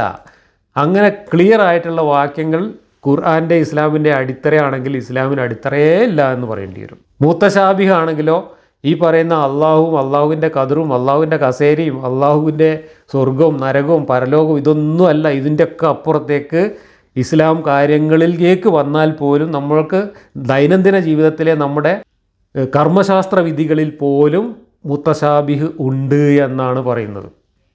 ഞാൻ പറയുന്നതല്ല, തഫ്സീറുകളിൽ എഴുതി വച്ചിരിക്കുകയാണ്. നമുക്ക് അമാനി മൗലവിയുടെ തഫ്സീറിലെ ചില വാക്യങ്ങളിലൂടെ ഒന്ന് കടന്നു പോകാം. അമാനി മൗലവി എഴുതാണ്: ഖുർആനാകുന്ന ഈ വേദഗ്രന്ഥം അവതരിപ്പിച്ചത് അള്ളാഹുവാണ്. അതിൽ മുഹക്കമായ വചനങ്ങൾ എന്നും മുത്തശാബിഹായ വചനങ്ങൾ എന്നും 2 തരം വചനങ്ങൾ അടങ്ങിയിരിക്കുന്നു. ആദ്യത്തെ വിഭാഗമാണ് ഖുർആൻ്റെ മൂലപ്രധാനമായ ഭാഗം. നല്ല മൂലപ്രധാനമാണ്. അള്ളയും അള്ളാൻ്റെ തൗഹീദും ഒക്കെ പോയി, കാറ്റായി പോയി. മൂലപ്രമാണം ക്ലിയർ ആയിട്ടുള്ള കാര്യം മാത്രമാണ് എന്നാണ് പറഞ്ഞത്. രണ്ടാമത്തെ വിഭാഗത്തിൻ്റെ യഥാർത്ഥ വ്യാഖ്യാനവും പൊരുളും അള്ളാഹുവിന് മാത്രമേ അറിയുകയുള്ളൂ. അള്ളാഹുവിന് മാത്രം അറിയുന്ന കാര്യങ്ങൾ എന്തിനാണ് മനുഷ്യൻ്റെ മുമ്പിലേക്ക് വിളമ്പിയിരിക്കുന്നത്? അള്ളാഹുവിനെ അവിടെ വെച്ചാൽ പോരെ, അള്ളാഹുവിൻ്റെ കസേരൻ്റെ വീട്ടിൽ അവിടെ വെച്ചാൽ പോരെ, എന്തിനാണ് ഇങ്ങോട്ട് കൊടുത്തയച്ചത്? ഇങ്ങോട്ട് കൊടുത്തയക്കണ സാധനം നമുക്ക് മനസ്സിലാവണ്ടേ, നമുക്ക് അറിയണ്ടേ? എന്നാൽ ഇതേ ഖുർആനിൽ ഈ പറഞ്ഞതിന് വിരുദ്ധമായ എത്ര വചനങ്ങളുണ്ട് എന്നറിയാം നിങ്ങൾക്ക്. ഇപ്പോൾ ഈ പറഞ്ഞ മുതശാബിഹ് ഉണ്ട് എന്ന് പറഞ്ഞതിന് വിരുദ്ധമായിട്ടുള്ള നിരവധി വചനങ്ങൾ ഈ ഖുർആനിലുണ്ട്. ഖുർആൻ ക്ലിയറാണ് എന്ന് പറയുന്ന എത്രയോ വചനങ്ങളുണ്ട്. ഖുർആനിലെ എല്ലാ കാര്യങ്ങളും വിശദമായി പറഞ്ഞിട്ടുണ്ട് എന്ന് പറയുന്നു. വ്യക്തമാണ് ഖുർആൻ എന്ന് പറയുന്നു, ക്ലിയറാണെന്ന് പറയുന്നു. ഇങ്ങനെ ആവർത്തിച്ച് പറയുന്ന വാക്യങ്ങൾ ഖുർആനിലുണ്ട്. ആ ഖുർആൻ വാക്യങ്ങൾ മുഴുവൻ ഈ ഒരൊറ്റ വാക്യത്തിൻ്റെ മുമ്പിൽ എന്തായി പോകും? കാറ്റായി പോകും. കാരണം ഇവിടെ പറയുന്നത് ആർക്കും മനസ്സിലാവാത്ത മുതശാബിഹ് ഉണ്ട് എന്നാണ്. അത് അള്ളാഹുവിന് മാത്രമേ അതിൻ്റെ അർത്ഥവും വ്യാഖ്യാനവും മനസ്സിലാവുള്ളൂ. വേറെ പറയുന്നു പണ്ഡിതന്മാർക്ക് കുറച്ചൊക്കെ മനസ്സിലാവുന്നു. പണ്ഡിതന്മാരെങ്ങനെ മനസ്സിലാക്കുന്നത്? ഓരോ പണ്ഡിതന്മാരും അവർക്ക് തോന്നിയ മാതിരി വ്യാഖ്യാനിക്കുന്നു. അങ്ങനെയാണ് ഇത്തരം കാര്യങ്ങളിലൊക്കെ ഓരോ തരീക്കത്ത് പണ്ഡിതന്മാരും ഓരോ വ്യാഖ്യാനം പറഞ്ഞിട്ട് ആളെ കൂട്ടുക. എന്നിട്ട് ആ തരീക്കത്ത് പണ്ഡിതൻ പറയുന്ന വ്യാഖ്യാനം നമ്മൾ കണ്ണും പൂട്ടിപ്പോയി വിശ്വസിക്കുക. അയാൾക്ക് ആ വ്യാഖ്യാനം എവിടുന്ന് കിട്ടി? അയാളെന്തോ ആലോചിച്ചുണ്ടാക്കിയിട്ട് അയാളൊരു വ്യാഖ്യാനം പറഞ്ഞു. അത് പണ്ഡിതനായതുകൊണ്ട് അയാളുടെ വ്യാഖ്യാനം അംഗീകരിക്കും. അങ്ങനെ 10 പണ്ഡിതന്മാർ 10 തരത്തിൽ വ്യാഖ്യാനിച്ചിട്ട് അർത്ഥം ഉണ്ടാക്കി വെച്ചിട്ടുണ്ട് എന്നാണ് പറയുന്നത്. പണ്ഡിതന്മാർക്ക് ചിലർക്ക് മനസ്സിലാവും എന്ന് പറയുന്ന ഒരു കാറ്റഗറി ഉണ്ട് പോലും. അള്ളാഹ്ക്ക് മാത്രമേ മനസ്സിലാവുള്ളൂ എന്നാണ് ഖുർആനിൽ പറഞ്ഞത്. പക്ഷേ അതേ ഖുർആനിൽ പണ്ഡിതന്മാർക്ക് മനസ്സിലാവുന്നത് ഉണ്ട് എന്നും പറയുന്നു. അപ്പോൾ അതിനെയൊക്കെ 2ഉം 3ഉം കാറ്റഗറി ആയിട്ട് തിരിച്ചു വച്ചിരിക്കുകയാണ്. 2ഉം 3ഉം അല്ല, അനേകം കാറ്റഗറി മുതശാബിഹ് ഖുർആനിലുണ്ട് എന്നാണ് ഇനി തഫ്സീറുകളിൽ പറയുന്നത്. രണ്ടാമത്തെ വിഭാഗത്തിൻ്റെ യഥാർത്ഥ വ്യാഖ്യാനവും പൊരുളും അള്ളാഹുവിനെ അറിയുകയുള്ളൂ. എന്നാൽ വക്രഹൃദയരായ ആളുകൾ കുഴപ്പമുണ്ടാക്കുവാനും ദുർവ്യാഖ്യാനം ചെയ്യുവാനും വേണ്ടി ഈ വിഭാഗത്തിൻ്റെ പിന്നാലെ കൂടുന്നതാണ്. കുഴപ്പമുണ്ടാക്കാൻ വേണ്ടി അതിൻ്റെ പിന്നാലെ കൂടിയതല്ല. ക്രിസ്ത്യാനികൾ അവർ പഠിച്ച വിശ്വാസമനുസരിച്ച്, അവരുടെ വേദഗ്രന്ഥത്തിലെ വിശ്വാസമനുസരിച്ച്, പാരമ്പര്യമായി അവർ വിശ്വസിക്കുന്ന സിദ്ധാന്തമനുസരിച്ച് അവരുടെ ത്രിത്വവാദവുമായിട്ട് മുഹമ്മദിൻ്റെ അടുത്തേക്ക് സംശയം ചോദിക്കാൻ വന്നതാണ്. എന്നിട്ട് നിങ്ങളുടെ ഖുർആനിലും പരിശുദ്ധാത്മാവുണ്ടല്ലോ, നിങ്ങളുടെ ഖുർആനിലും റൂഹ് ഊതിക്കയറ്റിയിട്ടുണ്ടല്ലോ, നിങ്ങളുടെ ഖുർആനിലും വചനമുണ്ടല്ലോ, നിങ്ങളുടെ ഖുർആനിലും യേശുവിൻ്റെ ബാപ്പ അള്ളാഹു ആണല്ലോ, പിന്നെ എന്താണ് ഞങ്ങളെ ത്രിത്വത്തിനുള്ള കുഴപ്പം എന്ന് ചോദിച്ചപ്പോഴാണ് ഓല് മുതശാബിഹുമ കടന്ന് ഉരുളുകയാണ്, ഓല് പിത്തനുണ്ടാക്കുകയാണ് എന്ന് പറഞ്ഞിട്ട് ഈ കൊഞ്ഞനം കുത്തിയത്. അവരുടെ വിശ്വാസം അനുസരിച്ച് അവരുടെ സംശയത്തിന് മറുപടി കൊടുക്കല്ലേ വേണ്ടത്. അതിന് മറുപടി കൊടുക്കാൻ കഴിയില്ല. കാരണം ആകെ പൊളിഞ്ഞുപോയി. ഈ അവരുടെ വിശ്വാസത്തെക്കുറിച്ച് കേട്ടറിഞ്ഞ് ആദ്യം അവരുടെ പരിശുദ്ധാത്മാവിനെ കൊണ്ടുവന്നിട്ട് ഇതിൽ ഫിറ്റ് ചെയ്തു. പിന്നെ റൂഹ് ഊതിക്കയറ്റി എന്ന് പറഞ്ഞിട്ട് കന്യാമറിയത്തിൻ്റെ ദിവ്യഗർഭം ഇവിടെ കൊണ്ടുവന്ന് ഫിറ്റ് ചെയ്തു. ഇതൊക്കെ ഫിറ്റ് ചെയ്തിട്ട് അവരുടെ ത്രിത്വത്തിൻ്റെ മുഴുവൻ സാധനങ്ങളും ഇവിടെ കൊണ്ടുവന്നിട്ട് കഷ്ണമായിട്ട് വെതറിയിട്ടു. എന്നിട്ട് അവർ വന്നിട്ട് ആ കഷ്ണങ്ങളൊക്കെ പെറുക്കിയെടുത്തിട്ട് ഞങ്ങളെ ത്രിത്വം ഞങ്ങളെ ഖുർആനിൽ എന്ന് പറഞ്ഞപ്പോൾ മുഹമ്മദ് ബബ്ബ അടിച്ചു. ആ ബബ്ബയുടെ ഫലമാണ് മുതശാബിഹും മുഹക്കമും ഉണ്ട് ഈ കിതാബിൽ, അതിൽ അള്ളാഹ്ക്ക് മാത്രമേ തിരിയുള്ളൂ എന്ന ഈ മരമണ്ടത്തരം ഇവിടെ എഴുതി വെച്ചത്. അള്ളാഹ്ക്ക് മാത്രം തിരിയുന്ന സാധനം എന്തിനാണ് ഖുർആനിലൂടെ നമ്മളെ മുമ്പിക്ക് അവതരിപ്പിച്ചു തന്നത്? ഖുർആൻ ഇറക്കിയത് ആർക്കും മനസ്സിലാവാത്ത കുറേ എന്തെങ്കിലുമൊക്കെ എഴുതി വെച്ചിട്ട് ആളെ പിത്തനാക്കാൻ വേണ്ടിയിട്ട് ഇറക്കിയ സാധനമാണ്. മനുഷ്യർക്ക് എങ്ങനെ ജീവിക്കണം, എന്താണ് വിശ്വസിക്കേണ്ടത്, എന്താണ് പ്രവർത്തിക്കേണ്ടത്, എന്താണ് ധാർമ്മികത എന്ന് പഠിപ്പിക്കാൻ വേണ്ടിയിട്ട് കാറ്റലോഗ് കൊടുത്തയച്ച പുസ്തകത്തിൽ ആ കാറ്റലോഗിൽ അള്ളാഹ്ക്ക് മാത്രം അറിയുന്ന കാര്യങ്ങൾ എഴുതി നിറച്ചിരിക്കുന്നു എന്നാണ് പറയുന്നത്. അപ്പോൾ അള്ളാഹ്ക്ക് എന്തിൻ്റെ കേടാണെന്നാണ് നമ്മൾ ചോദിക്കുന്നത്. അടിപതറാതെ അറിവുള്ള ആളുകൾ ഈ വിഭാഗത്തിന് തങ്ങളുടെ വക വ്യാഖ്യാനം നൽകുവാനും അതിൽ ചുഴിഞ്ഞ് അന്വേഷണം നടത്തുവാനും മുതിരുകയില്ല. അത് ശരി. അപ്പോൾ ക്രിസ്ത്യാനികൾ ഇവരുടെ കിതാബിലുള്ള മുഹക്കമാത്തിനെ കുറിച്ചും മുതശാബിഹാത്തിനെ കുറിച്ചൊന്നും ചിന്തിക്കാനോ അന്വേഷിക്കാനോ സംശയം ചോദിക്കാനോ പാടില്ല. നമ്മൾ ക്രിസ്ത്യാനികളുടെ കിതാബിലുള്ള ത്രിത്വത്തിനെയും അവരുടെ മുതശാബിഹിനെയും പോയിട്ട് തെറി പറയും വേണം. ഇതെന്തൊരു ന്യായമാണ്? എല്ലാം അള്ളാഹു അവതരിപ്പിച്ചതും സത്യയാഥാർത്ഥ്യവുമാണ് എന്ന് ഉറച്ചു വിശ്വസിക്കുകയും വിശദാംശങ്ങൾ അള്ളാഹുവിലേക്ക് വിട്ടേക്കുകയുമായിരിക്കും അവർ ചെയ്യുക. തങ്ങളുടെ പക്കൽ വല്ല വക്രതയും അബദ്ധവും പറ്റിപ്പോകാതിരിക്കുവാനും അള്ളാഹുവിൻ്റെ കാരുണ്യം ലഭിക്കുവാനും അവർ പ്രാർത്ഥിച്ചു കൊണ്ടിരിക്കുകയും ചെയ്യും. ഇതന്നെയല്ലേ ക്രിസ്ത്യാനികളും ചെയ്യുന്നത്, അതന്നെയല്ലേ ജൂതന്മാരും ചെയ്യുന്നത്, അതന്നെയല്ലേ മറ്റുള്ള മതക്കാരും ചെയ്യുന്നത്. അവരുടെ വിശ്വാസത്തിൽ അങ്ങ് ഉറച്ചു നിൽക്കുക, എന്നിട്ട് അവരുടെ ദൈവത്തിനോടാണ് പ്രാർത്ഥിക്കുക. അതുതന്നെയല്ലേ ഇപ്പോൾ അവർ ചെയ്യുന്നത്. പിന്നെ എന്താണ് അതും ഇതും തമ്മിലുള്ള വ്യത്യാസം? മുഹക്കമ് എന്ന വാക്കിന് ബലവത്തായത്, ദൃഢമാക്കപ്പെട്ടത്, യുക്തിമത്തായത്, സുവ്യക്തമായത്, നിയമബലമുള്ളത് എന്നൊക്കെ സന്ദർഭത്തിനനുസരിച്ച് അർത്ഥം നൽകാവുന്നതാണ്. മുതശാബിഹ് എന്നാൽ പരസ്പര സാദൃശ്യമുള്ളത്, വേർതിരിച്ചറിയാത്തത്, അന്യോന്യം തുല്യമായുള്ളത് എന്നിങ്ങനെ അർത്ഥമാക്കുന്നു. ഇവിടെ മുഹക്കമ് കൊണ്ടുള്ള വിവക്ഷയെപ്പറ്റി ഖുർആൻ വ്യാഖ്യാതാക്കൾ പലരും പല വിധത്തിൽ വിവരിച്ചു കാണാം. അപ്പോൾ മുഹക്കം എന്താണ് എന്ന കാര്യം തന്നെ മുഹക്കമല്ല. അത് പലരും പല വിധത്തിൽ വിവരിച്ചിട്ടുണ്ട്. അവയിൽ കൂടുതൽ യുക്തവും അനുയോജ്യവുമായി കാണുന്നതും സൂക്ഷ്മജ്ഞാനികളായ ചില മഹാന്മാരും സ്വീകരിച്ചു വരുന്നതുമായ അഭിപ്രായത്തിൻ്റെ ചുരുക്കം ഇതാണ്: സംശയത്തിനും ആശയക്കുഴപ്പത്തിനും ഇടയില്ലാത്ത വിധം അർത്ഥവും ആശയവും വ്യക്തമായി മനസ്സിലാക്കുന്നതെല്ലാം മുഹക്കമും അല്ലാത്തവ മുത്തശാബിയുമാകുന്നു. അങ്ങനെയാണെങ്കിൽ ഖുർആനിൽ എത്ര ശതമാനം മുഹക്കമുണ്ടാവും, എത്ര ശതമാനം മുത്തശാബിഹ് ഉണ്ടാവും? എൻ്റെ കാഴ്ചപ്പാടിൽ ഒരു 90% മുത്തശാബിഹ് ഉറപ്പാണ്. ഒരു 10% വേണമെങ്കിൽ നമുക്ക് മുഹക്കമ് എന്ന് പറയാം. അത് തന്നെ പണ്ഡിതന്മാർ അഭിപ്രായ വ്യത്യാസമുള്ള കാര്യങ്ങളുമാണ്. ഈ നിർവചനം വിശദീകരിക്കുമ്പോൾ മറ്റു അഭിപ്രായങ്ങളെല്ലാം ഈ നിർവചനത്തിൻ്റെ വ്യാപ്തിയിൽ ഒതുങ്ങി നിൽക്കുന്നവയോ അതിൻ്റെ ചില വശങ്ങൾക്ക് മാത്രം പ്രാധാന്യം നൽകുന്നവയോ ആണെന്ന് കാണാം. ഇനി നോക്കുക, മുത്തശാബിഹിൻ്റെ കാറ്റഗറികൾ പറയുകയാണ്. വാക്കിലോ അർത്ഥത്തിലോ മറ്റൊന്നിനോട് സാദൃശ്യമുള്ള കാരണത്താൽ വ്യാഖ്യാനത്തിൽ സംശയം കുടുങ്ങുന്ന ഭാഗത്തിനാണ് ഖുർആനിൽ മുത്തശാബിഹ് എന്ന് പറയുന്നത്. ഖുർആൻ വചനങ്ങൾ പരിശോധിച്ചാൽ അവ 3 വിധത്തിലായിരിക്കും: നിരുപാധികം മുഹക്കമായ, നിരുപാധികം മുത്തശാബിഹായത്, ഒരു വശത്തുകൂടെ നോക്കുമ്പോൾ മുഹക്കമും മറ്റൊരു വശത്തുകൂടെ നോക്കുമ്പോൾ മുത്തശാബിഹുമായത്. മറ്റൊരു വിധത്തിൽ പറഞ്ഞാൽ മുത്തശാബിഹിനെ മൊത്തത്തിൽ 3ആയി ഭാഗിക്കാം. ഒന്ന്, പദം നോക്കുമ്പോൾ മുത്തശാബിഹായത്, ഒറ്റവാക്കുകളുടെ അർത്ഥം സുനിശ്ചിതമല്ലായക കൊണ്ടും വാചകഘടനയുടെ പ്രത്യേക സ്വഭാവവും നിമിത്തവും ഇതുണ്ടാകുന്നു. 2, ഉദ്ദേശ്യം നോക്കുമ്പോൾ മുത്തശാബിഹ്, അള്ളാഹുവിൻ്റെ ഗുണവിശേഷങ്ങൾ, ഖിയാമത്ത് നാളിലെ വിവരണങ്ങൾ അതിയായവ ഇതിൽപ്പെടുന്നു. കാരണം അവ നമ്മുടെ ഊഹത്തിനും അനുമാനത്തിനും പരിചയത്തിനും അതീതമാകുന്നു.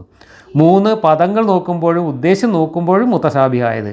ഇതിന് പല ഉദാഹരണങ്ങളുണ്ട്. ആയത്തിലെ വിധി പൊതുവായതോ പ്രത്യേകമായതോ നിർബന്ധ രൂപത്തിലുള്ളതോ ഉപദേശ രൂപത്തിലുള്ളതോ ആദ്യം അവതരിപ്പിച്ചതോ പിന്നീട് അവതരിപ്പിച്ചതോ വിധി ഏതു സന്ദർഭത്തിലേക്ക് ബാധകമായതാണ്, വിധിയുടെ ഉപാധികൾ എന്തൊക്കെ എന്നിത്യാദി വിഷയങ്ങളിൽ നേരിടുന്ന അവ്യക്തതയായിരിക്കും ഇതിനു കാരണം. ഈ വസ്തുതകൾ മനസ്സിലാക്കി കഴിഞ്ഞാൽ മുത്തശാബിഹിന് ഖുർആൻ വ്യാഖ്യാതാക്കൾ നൽകിയിട്ടുള്ള വ്യത്യസ്ത വ്യാഖ്യാനങ്ങളെല്ലാം മേൽ പ്രസ്താവിച്ചതിൽ അടങ്ങിയിട്ടുണ്ടെന്ന് കാണാം. താൻ ചൂണ്ടിക്കാട്ടിയ പ്രസ്തുത ഓരോ മുത്തശാബിഹിനും ഇമാം റാഗിബ് ഉദാഹരണങ്ങളും ഉദ്ധരിച്ചിട്ടുണ്ട്. ദൈർഘ്യഭയം നിമിത്തം നാം അത് വിട്ടുകളഞ്ഞിരിക്കുകയാണ്. മുത്തശാബിഹിൻ്റെ വിശദീകരണത്തിൽ നിന്നും മുഹക്കമിൻ്റെ ഉദ്ദേശ്യവും സ്പഷ്ടമാണല്ലോ.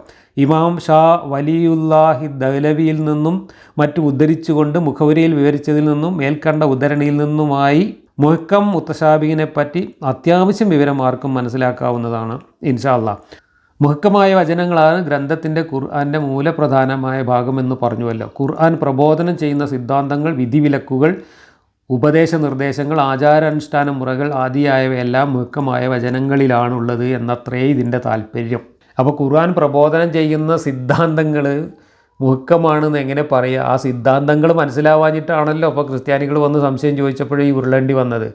അള്ളാഹുവിൻ്റെ ഏകത്വം എന്ന് പറയുന്ന സിദ്ധാന്തം പോലും, അള്ളാഹു എന്ന് പറയുന്ന ദൈവത്തെക്കുറിച്ച് പറഞ്ഞ അള്ളാഹു എന്ന ദൈവത്തിൻ്റെ നിർവചനം പോലും മുത്തശാബിഹാണ്. പിന്നെ എങ്ങനെയാണ് മുഹക്കം എന്ന് പറയാം? അള്ളാഹുവിൻ്റെ ഏകത്വവും പോയി കഴിഞ്ഞാൽ പിന്നെ എന്താ അടിത്തറയാണ് ഇസ്ലാമിനുള്ളത്? അപ്പോൾ അടിത്തറ പോലും മുത്തശാബിഹാണെങ്കിൽ പിന്നെ ഇതിനകത്ത് മുഹക്കമാണ് അടിത്തറ എന്ന് ഖുർആനിൽ എഴുതി വെച്ചത് തെറ്റല്ലേ? അത് വൈരുദ്ധ്യമല്ലേ?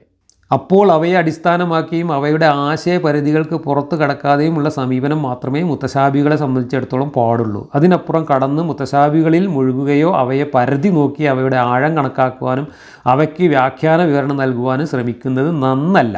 അത് ഗുണത്തെക്കാളേറെ ദോഷത്തിന് കാരണമാകും, പലപ്പോഴും അപകടത്തിൽ കലാശിക്കുകയും ചെയ്തേക്കാം. അതാണ് അള്ളാഹു ചൂണ്ടിക്കാട്ടുന്നത്. ഹൃദയങ്ങളിൽ വക്രതയുള്ളവർ കുഴപ്പത്തെ ഉദ്ദേശിച്ചും വ്യാഖ്യാനത്തെ ഉദ്ദേശിച്ചും കൊണ്ട് അതിൽ നിന്നുള്ള മുത്തശാബിഹായവയുടെ പിന്നാലെ കൂടുന്നതാണ്. ഇവിടെ പിന്നാലെ കൂടിയതും മുത്തശാബിഹായതിനെ പിടികൂടിയതൊന്നുമല്ല. ക്രിസ്ത്യാനികൾ അവരുടെ വിശ്വാസം അനുസരിച്ച് അവരുടെ സിദ്ധാന്തങ്ങൾ മുഹമ്മദിൻ്റെ അടുത്ത് വന്ന് പറഞ്ഞിട്ട് അത് തന്നെ നിങ്ങളുടെ ഖുർആനിലും ഉണ്ടല്ലോ, പിന്നെന്താണ് പ്രശ്നമെന്ന് ചോദ്യം ചോദിച്ചപ്പോൾ മുഹമ്മദ് ഉത്തരം മുട്ടിപ്പോയി. ഉത്തരം മുട്ടിയപ്പോൾ അവർ പോയതിന് ശേഷം സ്വന്തം കൂടെയുള്ള വിശ്വാസികളെങ്കിലും പിടിച്ചു നിർത്താൻ ഇനി ഉടായിപ്പ് കാണിക്കല്ലാതെ നിവൃത്തിയില്ല എന്ന് ബോധ്യപ്പെട്ടപ്പോൾ പോയവരെ കൊഞ്ഞനം കുത്തിക്കൊണ്ട് മുഹമ്മദ് ഇറക്കിയ വിഡ്ഢിത്തമാണ് ഈ മുത്തശാബിഹ് മുഹ്കം എന്ന് പറയുന്ന അസംബന്ധവാദം. അതിനപ്പുറം ഇതിനൊന്നുമില്ല. ഈ ഒരു വാദം ഈ ഖുർആനിൽ അവതരിപ്പിക്കപ്പെടുന്നതോടുകൂടി ഖുർആൻ മൊത്തം കുളമായി എന്നുള്ളതാണ് സത്യം. ഖുർആനിൽ പിന്നെ ഒരടിത്തറയും ഇല്ലാതായി എന്നുള്ളതാണ് സത്യം. അള്ളാഹു പോലും ഖുർആൻ്റെ ഇസ്ലാമിൻ്റെയും അടിത്തറയല്ല എന്ന് പറയേണ്ട ഗതികേടിൽ ഖുർആനെ തന്നെ കൊണ്ടെത്തിച്ചു ഈ ഖുർആൻ വാക്യം. മുഹമ്മദ് എന്ന യുക്തിശൂന്യനായ മനുഷ്യൻ്റെ തലയിൽ നിന്ന് വന്നിട്ടുള്ള അബദ്ധങ്ങളും അസംബന്ധങ്ങളും വിഡ്ഢിത്തങ്ങളും ആ കാലത്ത് തന്നെ യുക്തിയുള്ള മനുഷ്യർ ചോദ്യം ചെയ്യുകയും വെള്ളം കുടിപ്പിക്കുകയും മുഹമ്മദിനെ ഉത്തരം മുട്ടിക്കുകയും ചെയ്തിരുന്നു എന്നതിൻ്റെ തുടർച്ചയായിട്ടുള്ള ഉദാഹരണങ്ങളിൽ ഒന്നാണ് ഈ നജറാൻ ക്രിസ്ത്യാനികളുമായിട്ടുള്ള സംവാദവും ആ സംവാദത്തിൻ്റെ മുമ്പിൽ മുഹമ്മദ് മൂക്കുകുത്തിയതും എന്നിട്ട് ഈ കൊഞ്ഞനം കുത്തിക്കൊണ്ട് ഈ പറഞ്ഞ വിഡ്ഢിത്തവും. നേരത്തെ ജൂതന്മാരുടെ മുമ്പിലും മക്ക മുശ്രിക്കുകളുടെ മുമ്പിലും ഒക്കെ ഇത് തന്നെയാണ് സംഭവിച്ചത്. ഇതൊക്കെ കൊണ്ടാണ് മുഹമ്മദ് പിന്നെ മരിക്കാൻ കിടക്കുമ്പോൾ ക്രിസ്ത്യാനികളെയും ജൂതന്മാരെയും ഒക്കെ ഇവിടുന്ന് പുറത്താക്കണമെന്നും അവരെയൊക്കെ കൊന്നൊടുക്കണമെന്നും സകല ജൂതന്മാരെ നശിപ്പിക്കണം തുടങ്ങിയിട്ടുള്ള അങ്ങേയറ്റത്തെ വിദ്വേഷജനകമായിട്ടുള്ള തൻ്റെ ഉള്ളിലുള്ള കുടിപ്പക തീർക്കുന്ന തരത്തിലുള്ള കാര്യങ്ങൾ പറഞ്ഞു പോവുകയും മുഹമ്മദിന് ശേഷം മുഹമ്മദിൻ്റെ അനുയായികളായി വന്നവർ ഈ നജറാൻ ക്രിസ്ത്യാനികളെ അടക്കം അറേബ്യയിൽ നിന്ന് പുറത്താക്കുകയും ചെയ്തത് അതുകൊണ്ടാണ്. ഉമറിൻ്റെ ഭരണകാലത്ത് നജറാനിലെ ക്രിസ്ത്യാനികളെ അവിടുന്ന് ഓടിച്ചു എന്നാണ് ചരിത്രം. തൽക്കാലം മുഹമ്മദ് ഇവരുടെ മുമ്പിൽ വല്ലാതെ വെള്ളം കുടിച്ച് നാണം കെട്ടപ്പോൾ അവർ പറഞ്ഞ ആവശ്യം അംഗീകരിച്ചുകൊണ്ട് അവരവരുടെ വിശ്വാസമനുസരിച്ച് അവർ ജിസിയ നൽകി, പ്രത്യേകം അവരുടെ ജീവൻ്റെ വിലയായി ജിസിയ നൽകിക്കൊണ്ട് അവരവരുടെ വിശ്വാസം അനുസരിച്ച് നജ്റാനിൽ ജീവിക്കാൻ അനുവാദം കൊടുത്തുവെങ്കിലും മുഹമ്മദ് മരിക്കുന്നതിന് മുമ്പ് ഇവരെല്ലാം പുറത്താക്കാനുള്ള നിർദ്ദേശം അനുയായികൾക്ക് കൊടുത്തിരുന്നത് കൊണ്ട് ഉമറിൻ്റെ ഭരണകാലത്ത് നജ്റാനിൽ നിന്ന് ഈ ക്രിസ്ത്യാനികളെ മുഴുവൻ തല്ലി ഓടിച്ചു എന്നുള്ളതാണ് ചരിത്രം. തല്ലി ഓടിക്കേണ്ടി വരുന്നതും കൊന്നൊടുക്കേണ്ടി വരുന്നതും ആയുധമെടുക്കേണ്ടി വരുന്നതും ആശയപരമായി യാതൊരടിത്തറയുമില്ല എന്ന് ഉത്തമ ബോധ്യമുള്ളത് കൊണ്ടാണ്. അല്ലായിരുന്നെങ്കിൽ ഈ ഖുർആനൊക്കെ എത്ര വലിയ സംഭവമായിരുന്നെങ്കിൽ, ഇതിൽ പറയുന്ന ആശയങ്ങളൊക്കെ വളരെ മഹത്തരമായിരുന്നെങ്കിൽ ആ ആശയം പ്രചരിപ്പിച്ചുകൊണ്ട് മക്കയും മദീനയും അറേബ്യയും ഒക്കെ മുഹമ്മദിന് സ്വന്തമാക്കാൻ കഴിയുമായിരുന്നു. മുഹമ്മദിന് സ്വന്തം വീട്ടിലെ സ്വന്തം വളർത്തച്ഛനായ മൂത്താപ്പയെ എളാപ്പയെ പോലും ഇത് വിശ്വസിപ്പിക്കാനോ ബോധ്യപ്പെടുത്താനോ കഴിഞ്ഞില്ല എന്നുള്ളതാണ് സത്യം. കാരണം പറയുന്ന കാര്യങ്ങൾക്ക് അത്രയേ അടിത്തറ ഉണ്ടായിരുന്നുള്ളൂ. മുഹമ്മദ് ഒരു ദാർശനികൻ എന്ന നിലക്ക് വട്ടപൂജ്യമായിരുന്നു. കാരണം മുഹമ്മദ് രാഷ്ട്രീയമായ തൻ്റെ താല്പര്യങ്ങൾക്ക് വേണ്ടി എന്തൊക്കെയോ അവിടുന്ന് ഇവിടുന്നൊക്കെ കിട്ടിയത് വാരിക്കൂട്ടി കുറേ വിഡ്ഢിത്തങ്ങൾ പറഞ്ഞു എന്നല്ലാതെ ഒരു മതദർശനം എന്ന നിലക്ക് ഈ ഖുർആനിലോ ഇസ്ലാമിലോ ഒരു ചുക്കുമില്ല എന്നുള്ളതാണ് നമ്മൾ മനസ്സിലാക്കുന്നത്. സത്യതൽപരതയുള്ള നിഷ്കളങ്കന്മാർ മുത്തശാബിഹുകളിൽ മുഴുകി പ്രവേശിക്കുവാനോ അവയെ വിശകലനം ചെയ്ത് വ്യാഖ്യാനിക്കുവാനോ മുതിരുകയില്ല. ഈ വചനം ഓതിക്കൊണ്ട് നബി പറഞ്ഞതായി ആയിഷയിൽ നിന്നും ഇമാം ബുഖാരിയും മറ്റും ഇങ്ങനെ നിവേദനം ചെയ്തിരിക്കുന്നു: അപ്പോൾ അതിൽ ഖുർആനിൽ നിന്ന് മുത്തശാബിഹായതിൻ്റെ പിന്നാലെ കൂടുന്നവരെ നിങ്ങൾ കണ്ടാൽ അക്കൂട്ടർ തന്നെയാണ് ഹൃദയങ്ങളിൽ വക്രതയുള്ളവർ എന്ന് അള്ളാഹു പേര് വെച്ച കൂട്ടർ. അതുകൊണ്ട് നിങ്ങൾ അവരെക്കുറിച്ച് ജാഗരൂകരായിരുന്നു കൊള്ളണം. മുത്തശാബികളുടെ പിന്നാലെ കൂടലും അവയ്ക്ക് ദുർവ്യാഖ്യാനങ്ങൾ കണ്ടുപിടിച്ച് ഇസ്ലാമിലെ അംഗീകൃത തത്വങ്ങളെ ചോദ്യം ചെയ്യലും എല്ലാ പിഴച്ച കക്ഷികളിലും കാണപ്പെടുന്ന ഒരു സ്വഭാവമാകുന്നു. ഇതിന് ഉദാഹരണങ്ങൾ നിരത്തുന്ന പക്ഷം അതുതന്നെ വലിയൊരു ഗ്രന്ഥമായിത്തീരും. ഖുർആനിലെ ഏതെങ്കിലും ഒരു വാക്യത്തിനോ വരാൻ സാധ്യതയുള്ള പല അർത്ഥസാരങ്ങളിൽ ഒന്നിനെ പൊക്കിപ്പിടിച്ചുകൊണ്ട് അതിനേക്കാൾ സ്പഷ്ടമായ രീതിയിൽ പ്രതിപാദിക്കപ്പെട്ടിട്ടുള്ള മറ്റു ചില കാര്യങ്ങളിൽ ആശയക്കുഴപ്പം സൃഷ്ടിക്കുകയും അതിൻ്റെ പേരിൽ സ്വന്തം താല്പര്യങ്ങൾ പ്രചരിപ്പിക്കുകയും ചെയ്യുന്ന വക്രബുദ്ധികളുടെ പല ദുർവ്യാഖ്യാനങ്ങളെക്കുറിച്ചും ഈ ഗ്രന്ഥത്തിൽ നാം പലപ്പോഴും ചൂണ്ടിക്കാട്ടാറുള്ളതാണ്. ഇതിപ്പോൾ മുജാഹിദിൻ്റെ പണ്ഡിതൻ സുന്നികളെ അല്ലെങ്കിൽ അങ്ങനെയുള്ളവരെ ഉദ്ദേശിച്ചുകൊണ്ട്, ജമാഅത്തെ ഇസ്ലാമിനെയോ അല്ലെങ്കിൽ സൂഫികളെയൊക്കെ ഉദ്ദേശിച്ചുകൊണ്ട് പറയുന്നതാണ്. അവരൊക്കെ വക്രതയുള്ളവരാണ്. തിരിച്ച് സുന്നികൾ ഇവർ ഈ തൗഹീദിൻ്റെ വിശദീകരണവുമായി വന്നപ്പോൾ അവരിങ്ങോട്ടും ഇതേ ആരോപണം ഉന്നയിച്ചു. എല്ലാ വിഭാഗവും മറ്റു വിഭാഗങ്ങൾക്കെതിരെ എല്ലാം ഈ ആരോപണം ഉന്നയിക്കുന്നു: നിങ്ങൾ മുത്തശാബിഹിൻ്റെ പിന്നാലെ പോയിട്ട് ദുർവ്യാഖ്യാനിക്കുകയാണെന്നും. അതുണ്ടാവില്ല. പിന്നെ ഇങ്ങനെ ആവശ്യമില്ലാത്ത കാര്യങ്ങൾ എഴുതി പിടിപ്പിക്കുകയും എന്നിട്ട് ആശയക്കുഴപ്പം ഉണ്ടാക്കുകയും സ്വന്തം അനുയായികളായ സ്വന്തം വിശ്വാസികളായ ഈ ആളുകളെ പരസ്പരം തമ്മിലടിപ്പിക്കുകയും ചെയ്യുക എന്നതാണ് ഈ ഖുർആൻ കൊണ്ട് സംഭവിച്ചിട്ടുള്ളത്. ഇന്നും സംഭവിച്ചുകൊണ്ടിരിക്കുന്നത്. കാരണം എന്താണ്?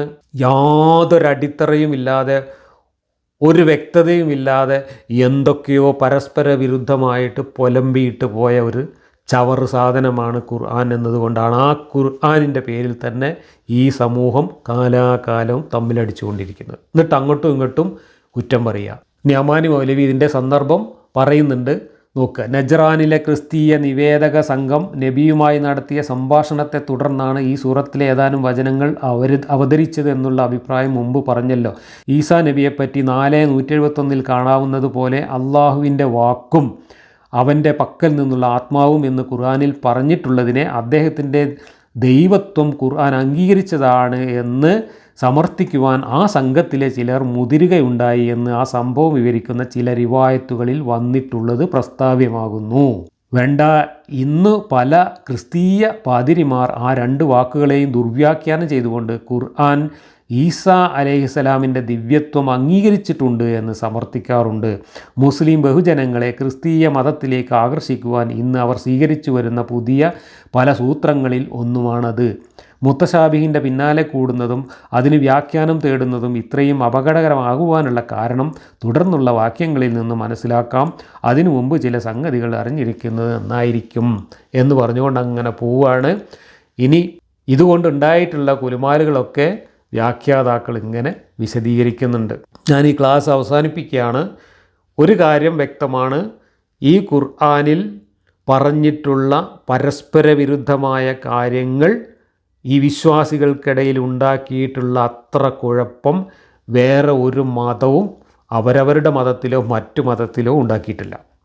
അതുകൊണ്ട് തന്നെ ക്രിസ്ത്യാനികളുടെ ത്രിത്വം യുക്തിക്ക് നിരക്കാത്തതാണെന്നോ അത് ദൈവത്തിന് നിരക്കാത്തതാണെന്നോ പറഞ്ഞുകൊണ്ട് അവരെ കുറ്റപ്പെടുത്തുന്ന ഇസ്ലാമിന് അതിനേക്കാൾ ഭീകരമായ യുക്തിരാഹിത്യവും മണ്ടത്തരവും ഇതിലുണ്ട് എന്ന് ക്രിസ്ത്യാനികൾ തന്നെ ചൂണ്ടിക്കാണിച്ചാൽ തിരിച്ചു പറയാൻ ഒരു മറുപടിയുമില്ല. കൊഞ്ഞനം കുത്തിക്കൊണ്ട് നിങ്ങൾ മുത്തശാബീൻ്റെ പിന്നാലെ പോവുകയാണ്, നിങ്ങൾ പേച്ച കൂട്ടരാണ് എന്ന് പറഞ്ഞ് തടി സലാമത്താക്കുക അല്ലാതെ വേറൊരു നിവൃത്തിയില്ല എന്നാണ് ഇവിടെ തെളിയിക്കപ്പെടുന്നത്.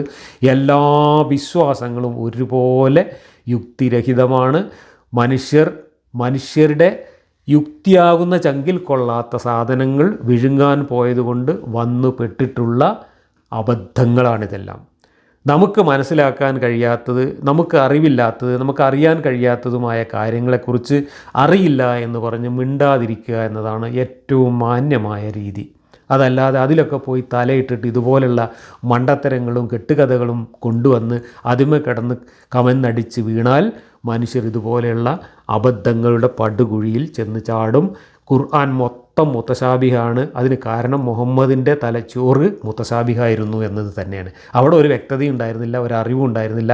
ഒരു നാടോടിയായ മനുഷ്യൻ 10-40 കൊല്ലം തൻ്റെ ജീവിതാനുഭവങ്ങളിൽ നിന്ന് കിട്ടിയ എന്തൊക്കെയോ പൊട്ടും പൊടിയും വിവരങ്ങൾ വെച്ചിട്ട് തനിക്ക് ഇവിടെ ഒരു പ്രവാചകനാണോ, ഒരു വെളിച്ചപ്പാടാവണം, അല്ലെങ്കിൽ ഇവിടെ ഒരു നേതാവാകണം എന്ന രാഷ്ട്രീയ താല്പര്യം മുന്നിൽ വെച്ചുകൊണ്ട് 10-23 കൊല്ലക്കാലം വായിലൂടെ പുറത്തേക്ക് വിട്ടിട്ടുള്ള മണ്ടത്തരങ്ങളുടെ ഒരു ചവറ്റുകൂന മാത്രമാണ് ഈ ഖുർആൻ എന്ന് മനസ്സിലാക്കിയാൽ നമുക്ക് നമ്മുടെ ജീവിതവും കാര്യങ്ങളുമായിട്ട് മുന്നോട്ട് പോകാൻ കഴിയും. അടുത്ത വാക്യം മുതൽ അടുത്ത ക്ലാസ്സിൽ നമുക്ക് തുടർന്ന് ചർച്ച ചെയ്യാം.